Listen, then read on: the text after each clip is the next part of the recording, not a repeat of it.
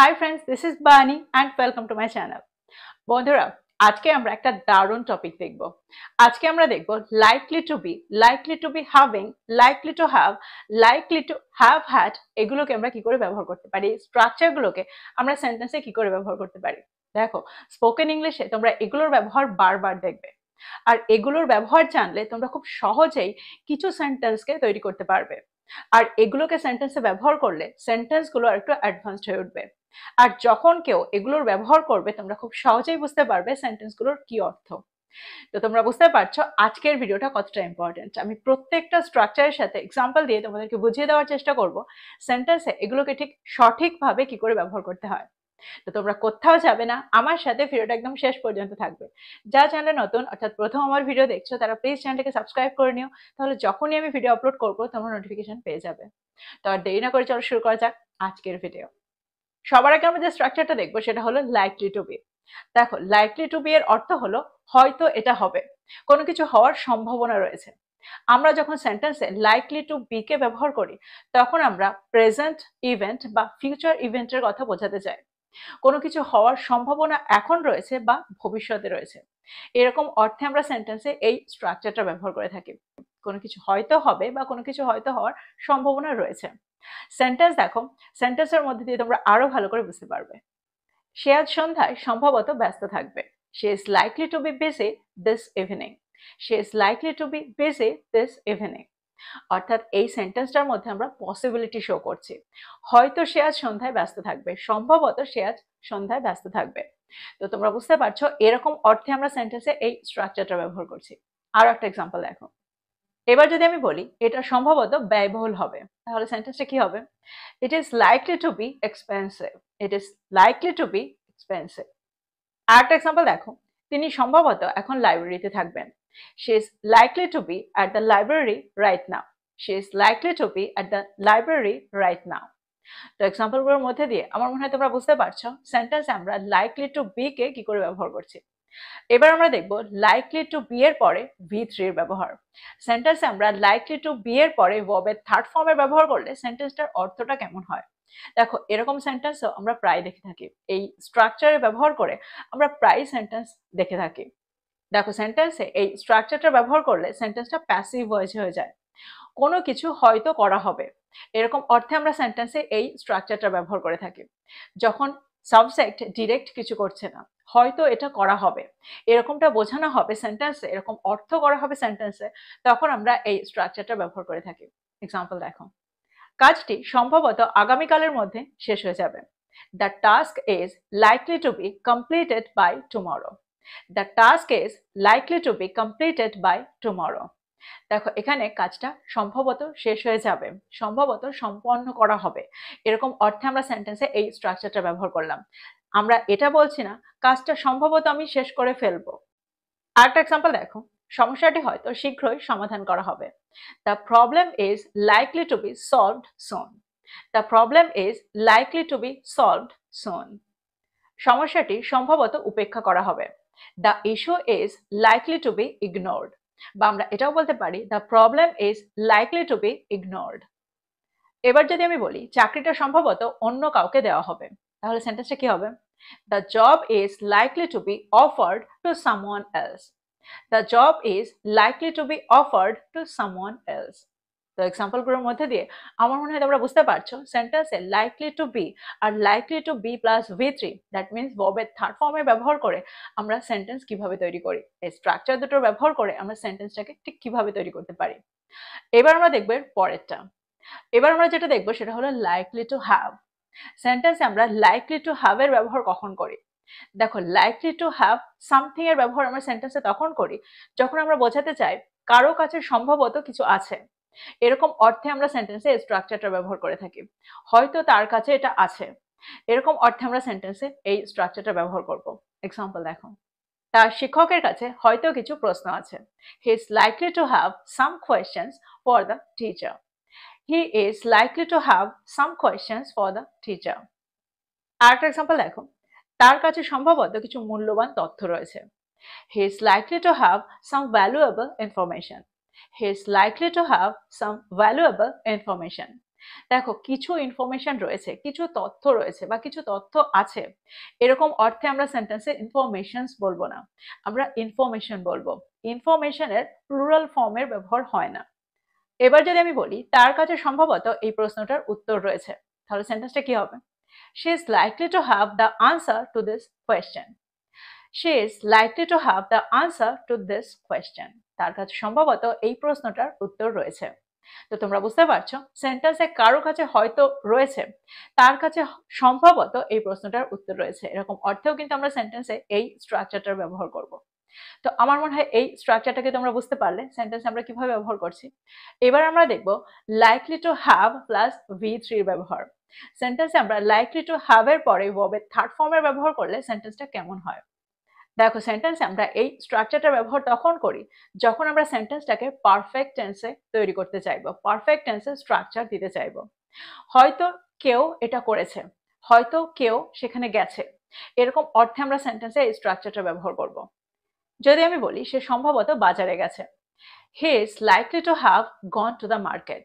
He is likely to have gone to the market.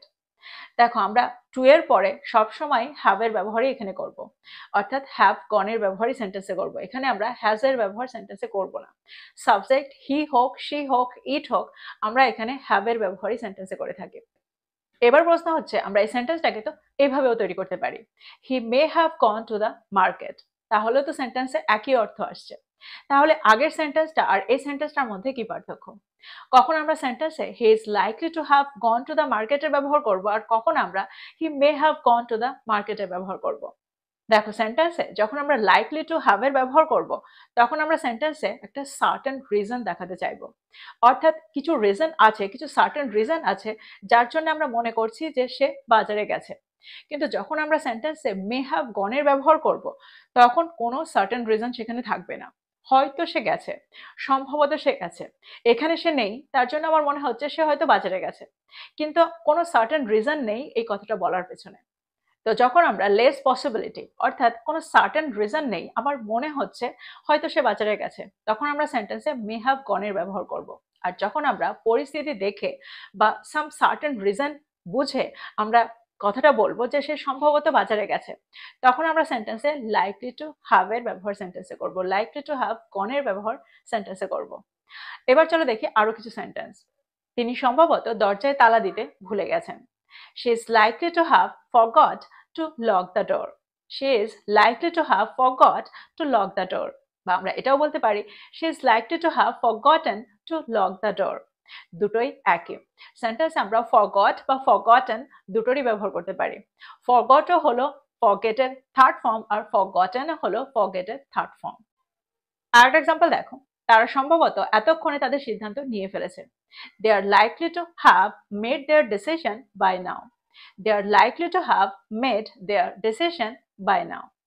তো এক্সাম্পলগুলোর মধ্যে দিয়ে আমার মনে হয় তোমরা বুঝতে পারছো সেন্টেন্সে আমরা এই দুটো স্ট্রাকচারকে কি করে ব্যবহার করছি।